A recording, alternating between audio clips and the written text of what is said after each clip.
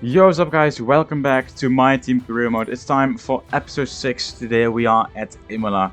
We have 18 points in total so far this season, so we've had a good season. Because we of course are only in our first season. We came in as a back marker and we had to upgrade the level of AI because we were quite strong. But as you can see, we are getting only stronger as we are trying to do some upgrades, taking a look at when the upgrades are coming in and what upgrades we are going to do, because we don't need any straight line speed for Monaco. So I was thinking about doing maybe chassis, or I think that's not even an option. I think I have to go for aerodynamica, because the chassis only can do one upgrade simultaneously. Luckily our aerodynamics can do two. So yeah, hopefully these 3 upgrades that we have on are going to be... Oh. Okay, so that's 3 failed upgrades. Oh, this could mean that we are falling behind. Because if you're standing still, you're only falling behind on the others, because they will keep upgrading. It's really annoying, but as you can see, we try to do as many upgrades as possible for the next Grand Prix. Of course, aerodynamics and chassis being the most important. It looks like we are going to cancel this one. I did that one, but even though I did that one, I want to cancel it so that the other 3, which are 100% going to succeed, are coming through for the next few races. So hopefully this won't mean that we are losing too many points today because of that, and we can still have a strong fight with the likes of McLaren and Alpine.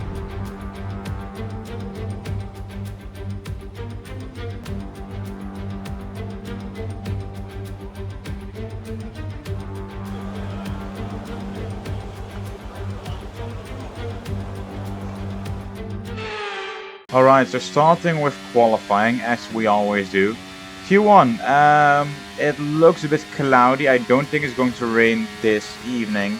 Oh no, this afternoon, it's not even evening in this F1 world. But yeah, we are starting our first lap, not the best few corners.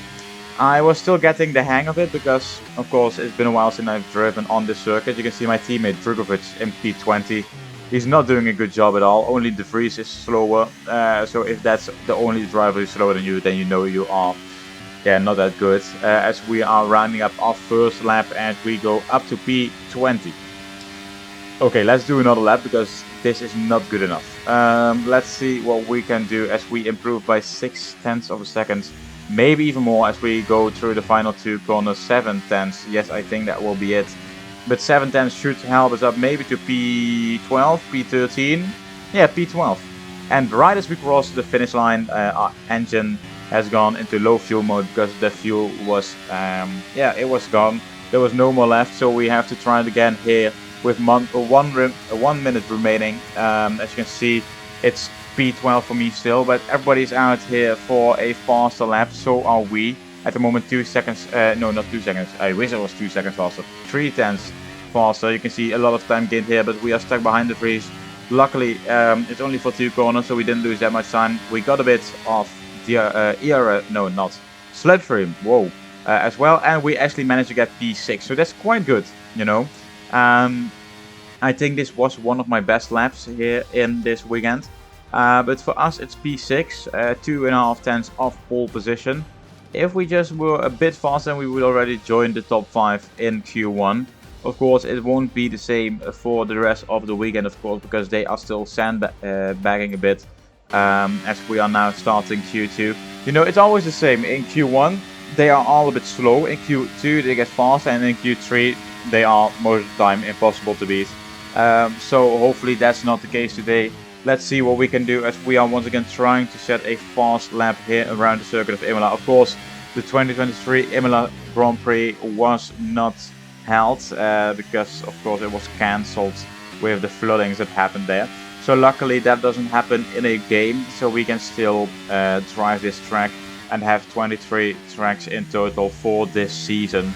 Rounding the final corner, taking a look at what we can do. Well, there's nothing left that we can do. We can only go as fast as possible to the line, and we are in P5 now. Of course, still a lot of drivers still having to put their time on the table, and it looks like our time is P9 for now. So we try again. Only a Ferrari, I think that's Charles Leclerc, He is the only driver who stayed in the pits because he didn't think it was necessary to start another lap, as we are now finally improving a tiny bit.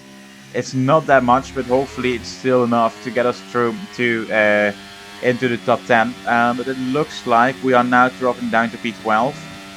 It's still P12. I think we are at least... No, it's P13. Oh no. It is at least P13. And it looks like we are only gaining about a tenth. And I don't think that's enough. Let's see. No, it's not enough. It's only P12. So we are starting the Grand Prix, as long as nobody else has penalties, in P12. Not the worst. Would have liked to be in Q3, only a tenth away. Even less than a tenth. About 6/100ths of a second. So it was really close. But that doesn't mean that you get to go through because it's close. So yeah, we only have to fight harder in the race to try and gain a few points, because every point that we can get, we want.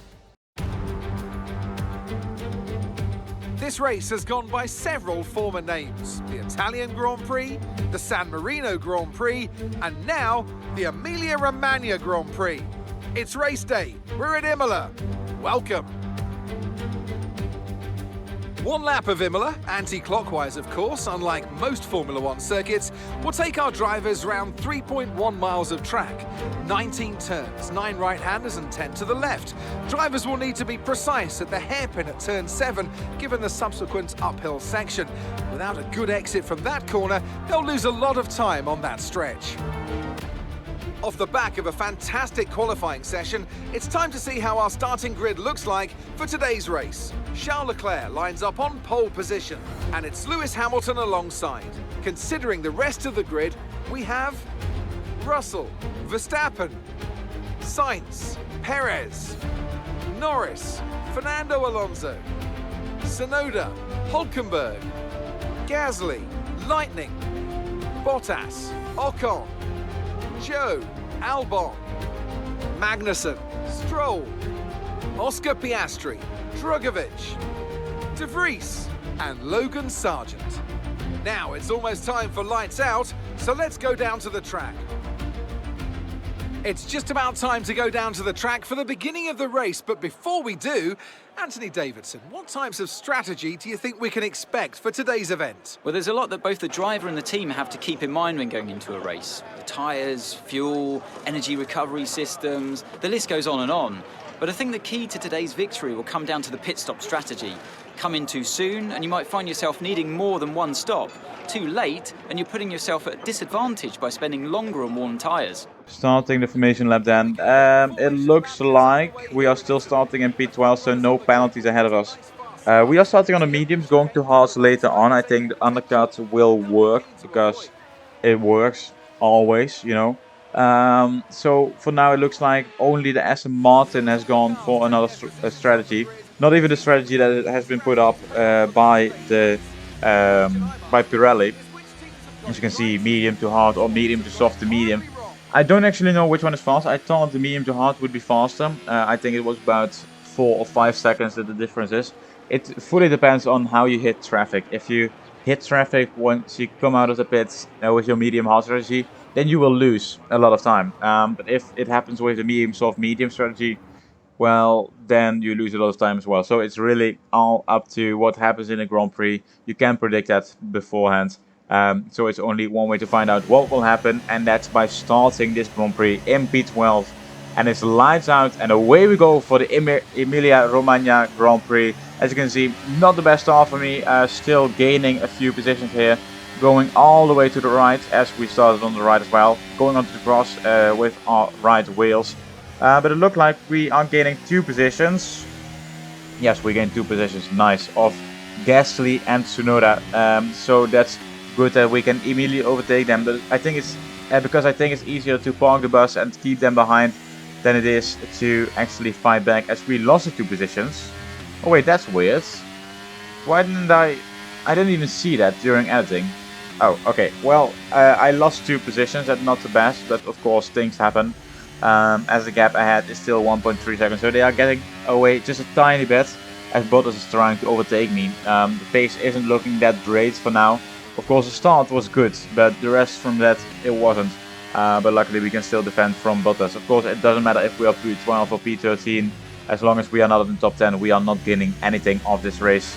And our sponsor won't be happy as well, because we have a sponsor that says you have to get at least one car in the top 10.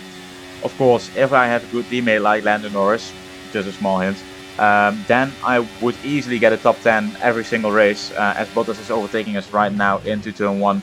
Yeah, Felipe Drugovich, he's just not the best. Of course, he is in his rookie season still, but that doesn't give him an excuse to be as slow as he can possibly be. So we are trying to overtake Bottas again. You can see we are on equal pace, I think, with the Alfa Romeo right now. On this race at least, as Ocon is now 2.5 seconds behind. He's going to climb that ladder up and try to fight all the way into the top 10 as well. It's like everybody is trying to gain points, you know. It's really weird, but everybody is trying to gain points, except for my teammate, who is always P20 or lower. Or he's maybe P18, but that's because then 2 people DNF'd who were in front of him. It's really that sad. But you can see the gaps are starting to form ahead and behind us. The gap behind stayed around 2 seconds, now even up to 3, but we gained this lap a few tenths back. But now that Ocon has overtaken Bottas, Ocon is trying to fight with me as there's a yellow flag in front. Not the best line for me either, but I think that's a Red Bull or Sergio Perez who spun. So yeah, that's something that happened as well. And of course it's Perez as he goes into the pits. I think he has to go for a 2-stop now, because Hards won't last from lap 9 till lap 32. That's just not possible, as Ocon is now trying to get our position, and it looks like he's up into P11 and we are back down to P12. Never mind, what a beautiful move here, as Ocon locks up, goes straight, and we gain that P11 back. Awesome to see, as we are now gaining a bit on Tsunoda. Of course, we overtook him on the start. We lost the position out of nowhere, so that has cost us a few seconds. But now we are once again trying to close that gap. The gap is closed from 3 seconds to 1.5. But you can see just a few tiny mistakes and they'll lose you about half a second. It's ridiculous around here. And Ocon, of course, he's still a fast driver in the Alpine behind us, and he is staying really, really close actually. It's not that I hate it, I just don't like it, because we want to be the fastest one, and if somebody faster is behind you, that just shows that your car isn't good enough.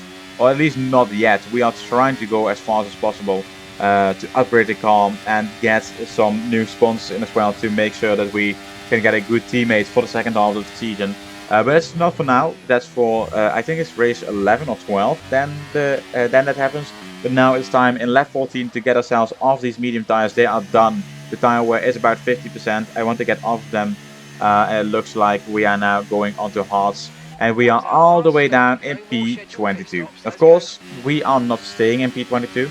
That's only for now until everybody has done their pit stop, and then we can go up back into hopefully the top 10 with this undercut. I don't think the undercut is that strong around this circuit, as we are trying to overtake Joe now. He is a pit stop behind, and it looks like he was trying to kill me, but luckily he didn't. As we can still continue this race. Magnussen is in the pits. We will overtake him. We will overtake, it looks like, Albon as well. And a lot of people in the pits are still trying to get out there as fast as possible. But we are gaining a few positions ahead of Ocon. Yes, we are still ahead of Ocon. Didn't gain that much on Tsunoda. Still, we gained about half a second till a second. But if he just stayed one more lap, then I think we would have been easily ahead of him. Because now it's officially our first... Oh my god, what? Why is it red? Why is it red? Oh my god. My engineer didn't tell me anything, you know? He didn't tell me anything. You can hear him saying something right now.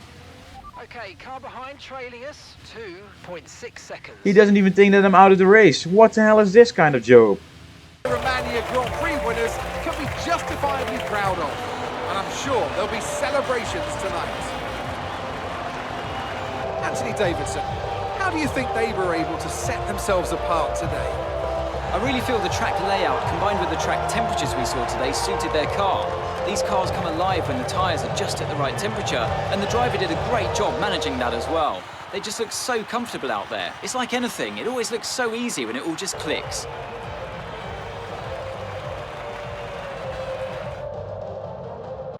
After an excellent performance at the Grand Prix, I'm sure there'll be plenty of celebrations tonight amongst the Mercedes team, and they certainly deserve it.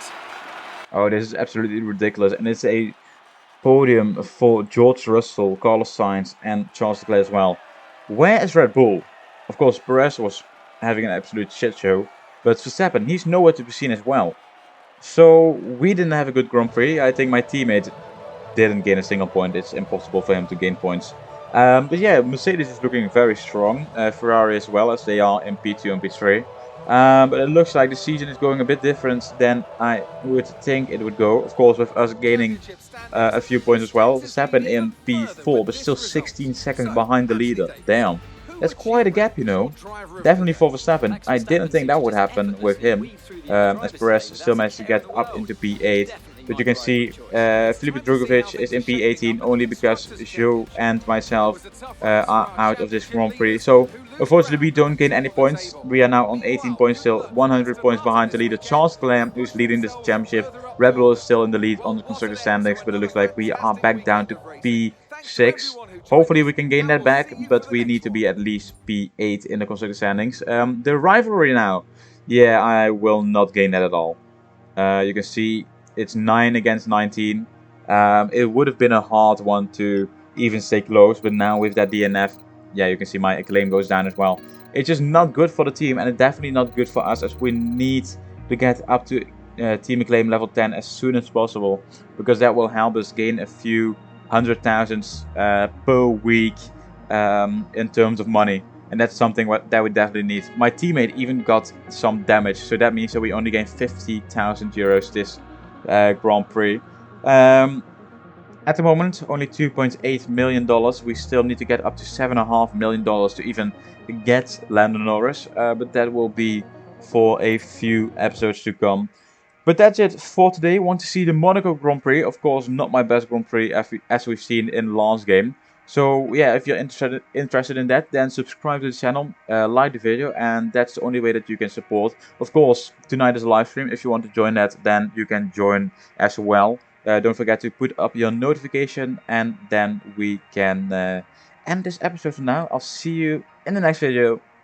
Goodbye.